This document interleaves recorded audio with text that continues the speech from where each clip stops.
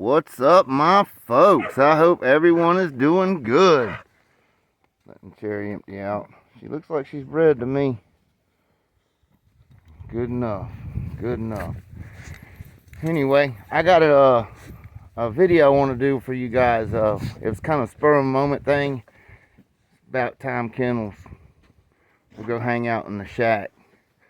Let me get my chair together. This is a pretty special little interview. Gonna talk about things that happen in these dogs. This is my conditioning shack.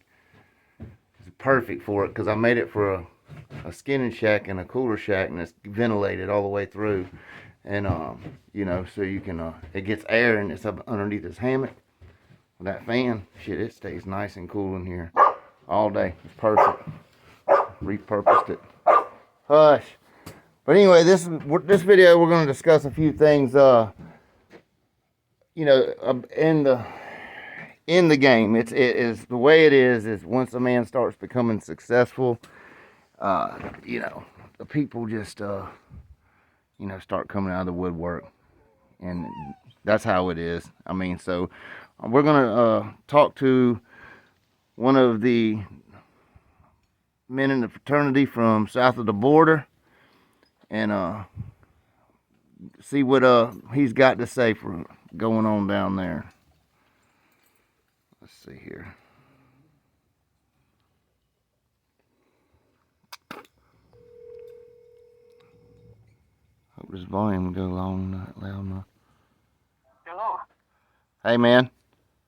Hey, Triple J. How you doing? Good, brother. All right. Are we on? Yep. Are we on? We're on now. We're on now. Oh my God. All right. All right. All right, brother. Let me get comfortable here. All right. I'm sitting here at a sushi bar, and we came and me and my mom came to eat. Nice little place, bro, right by the ocean. That's really, good. really nice, bro. Really, really nice. How you doing, bro? I'm good. I'm just sitting out here watching the sun go down while we do this video.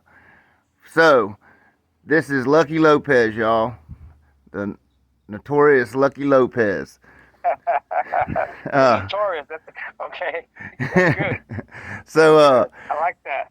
So how about giving folks a little brief history about your dogs, when you started, what you went through, the ladder you climbed to get where you are in the dogs. Okay, well, we'll do that. I'm going to put you. I'm doing the interview with you, and I'm going to put it live on my page. Okay, is that okay with you, Jay? And for everybody in the audience. That's fine. Go ahead. All right. So I'm here on Facebook. We're going live, and we're with Triple J.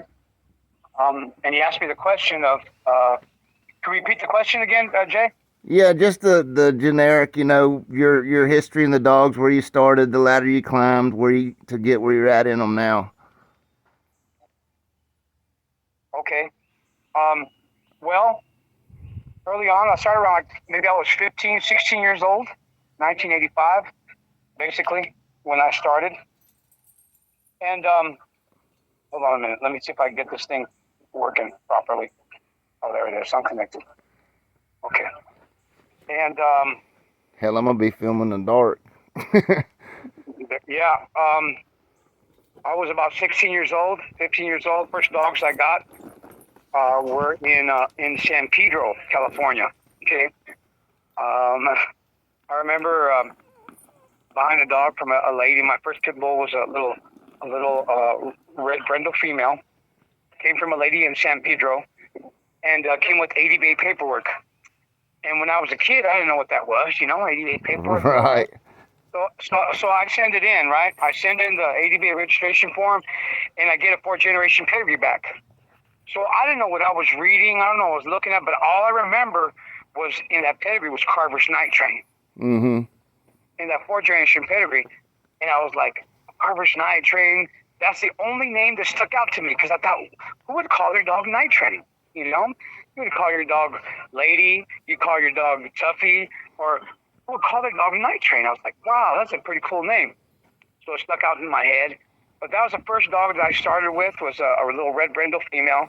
And then I got introduced to these guys in California. They're called the Mustang Boys, and they're called the Calixto Brothers, and in San Pedro. I got wrapped up with them, and they had alligator dogs and Jeep dogs, and they also had some stuff from a man called Rock Congo. Rock Congo goes way back, bro, to Maurice Carver. He had dogs off of Eli Jr., Maurice Carver. I mean, he had dogs from Bert Sorrells. He had a really close relationship with Bert Sorrells.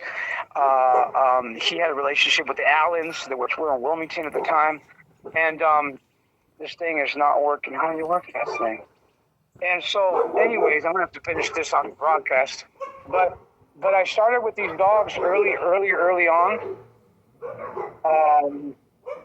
And I got introduced to these guys, the Calixto Brothers, and those were like one of my first mentors came from that neck of the woods.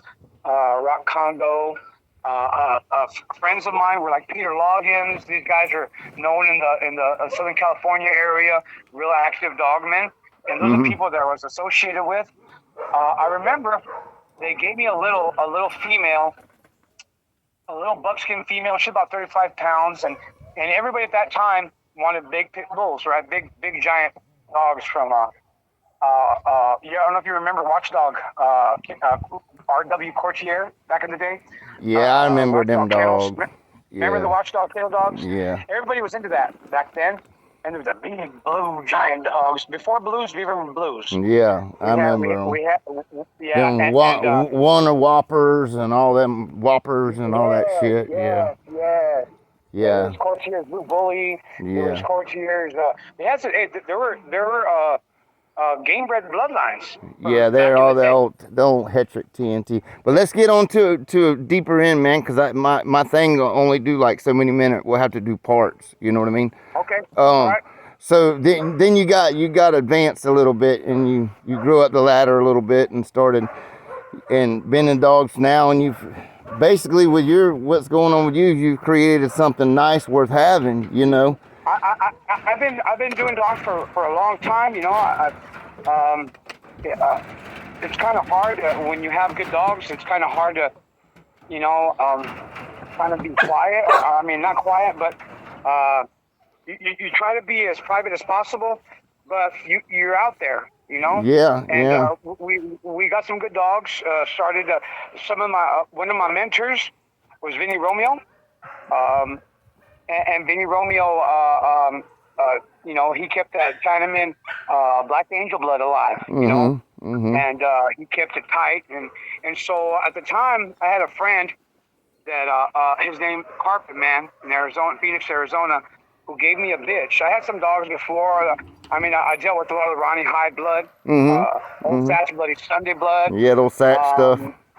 Yeah, exactly, and then Fat Bill stuff, and so I took some stuff that my friend gave me, a bitch by the name of Miss Arizona, and I bred into the Lucky 2 dogs, which is Vinny's dogs, which are a tight inbred Black Angel, Miss Nevada. It's a Bolio Chinaman. And spike blood is what it was, you know. And I bred this inbred, real heavy inbred, Grand Champion Sweet Pea bitch, goes back to the Fat Bill blood. And I crossed it with Lucky 2, and well, we hit pay dirt, you know. We came up with some really good dogs from that litter, and one of those dogs happens to be Champion Pepe El Toro. And you know, Vinny used them extensively.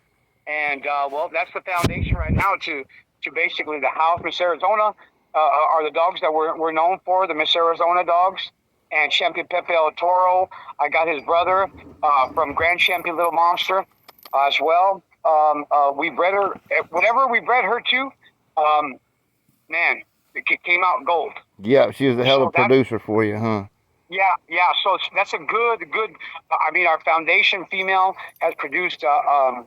Excellent for us, and so we're running with it. You know, we did introduce some of the Boudreaux ham blood into and Boudreaux sprocket blood into, and it was curious the way that happened was because Vinny was gonna put to sleep a dog that he had gotten from Floyd. Mm-hmm.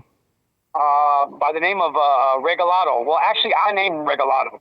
The dog didn't even have a name. He was right off a sprocket, and a bitch called Beauty, I think it was. And so when I saw him and I saw his pedigree, and I knew that Floyd had given him the dog as a gift, and it was just sitting there, I go, "What are you going to do with that dog?" He goes, "Man, I'm going to put it to sleep." I go, "Why?" He goes, "Oh, look at him. He can't even do nothing. His jaw was all messed up, and he was inbred. Yeah. He looked like an inbred dog. He had fish eyes. His hocks were all messed up. The dog didn't look, worthy of confirmation." Right. Right. So he said, "I'm going to put him to sleep." I go, "Why?" He goes, "No, no, no." So I convinced him not to put the dog to sleep. And I bred the dog for the first time, and I bred the dog. He goes, "Why are you going to breed to him?" I go, "I want to breed to him." And, bro, from that first breeding that we made with Regalado, we came up with winners. And, well, that's funny. That's how the one I got from your stuff is. It's off the ham stuff on the bottom to your shit on the top. Yeah. Yeah. You can't go wrong with it, Jay. I really don't think you can Oh, go wrong with I that like cross. the pup, man. He's still a puppy, but I'm high on him. You know what I mean? We're real high on him. You know what I mean? But and we're the type of people that I'm not a rich man. I can't go around buying people's champions. Right. I hear you. I'm a poor man. I got over 30 some odd dogs, and so when you got that many dogs, you're really not a lot of your money goes into. You damn right it does. You damn right. It sucks it up. And your time, man. Yeah, and your time. Yeah. Yeah. Exactly. You suffer. Relationships suffer. Oh, family yeah. suffers. Your back suffers. Your feet suffer. Yeah. Your pocketbook suffers. And so that's the thing is that I can't buy people's champions. What we got to do is we make our own. Right. Right. We make our own, and we've been making our own with that cross of the Boudreaux Ham, Sprocket, Miss Arizona. So that's the foundation of what we're working with right now. We actually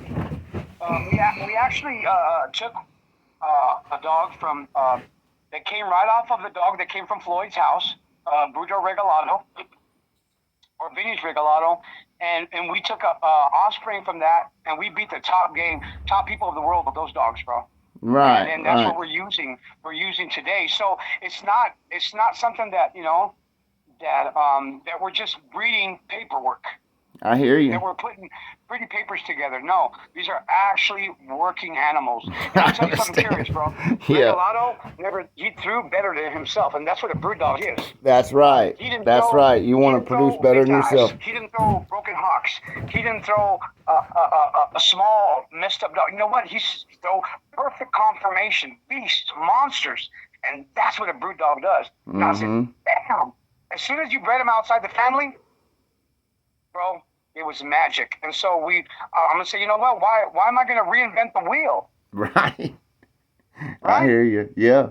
If it's if it ain't broken, why try to fix it? Right. That's what I try to tell people. If you got a dog that's producing, using. There's so many people that are going all across.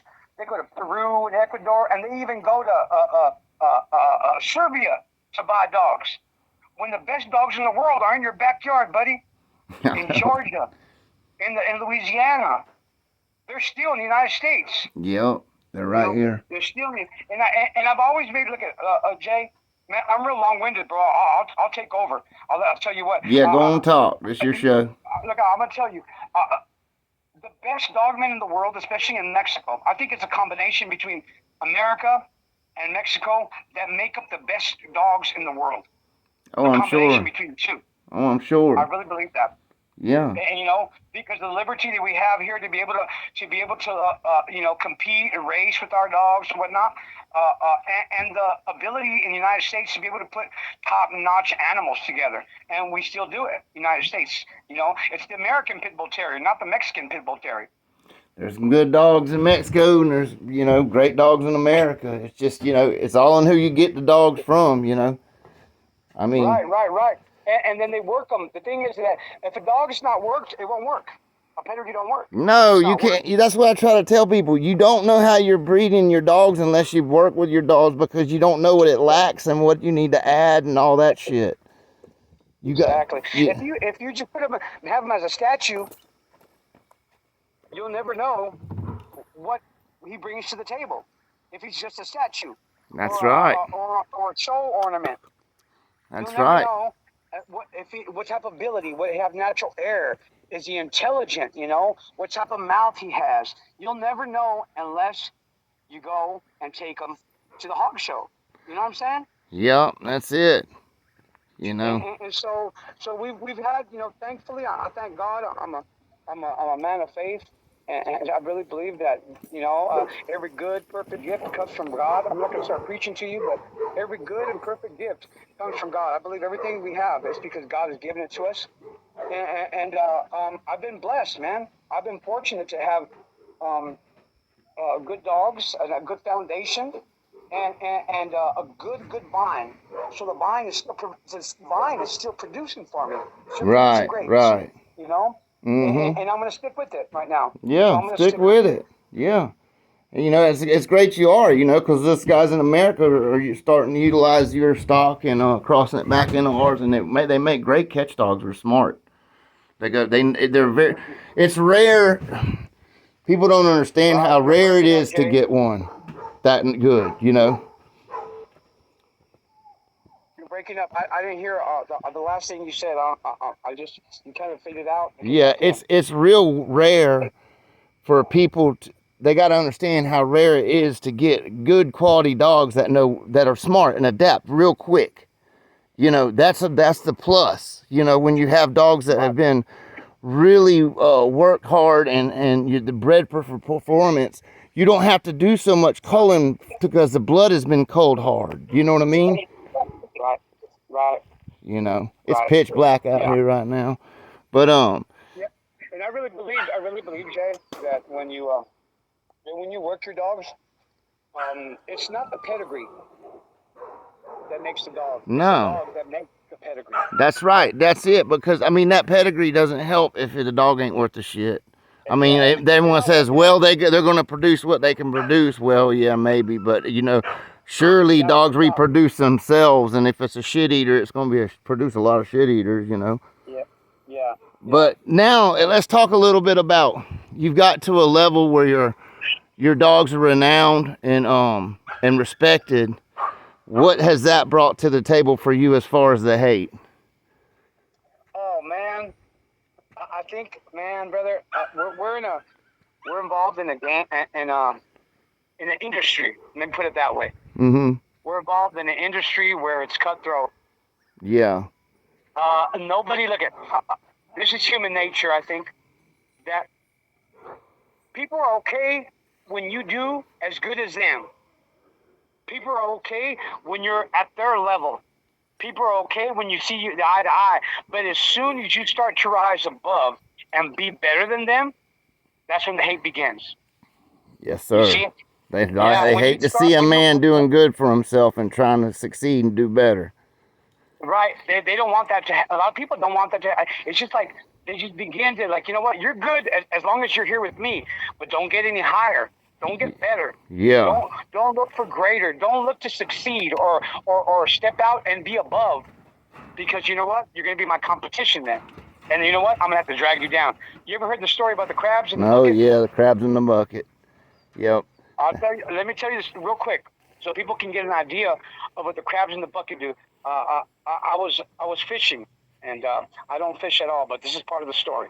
I was fishing, and there was an old man with a bunch of crabs in his bucket, and I was looking over at him as he was fishing. He wasn't paying no attention, and one crab, began to crawl to the top of the bucket, and was almost going to get out and jump out of the bucket. And I turned over to the old man. I go, "Hey man, one of your crabs is going to jump out and go back into the ocean." He paid no mind.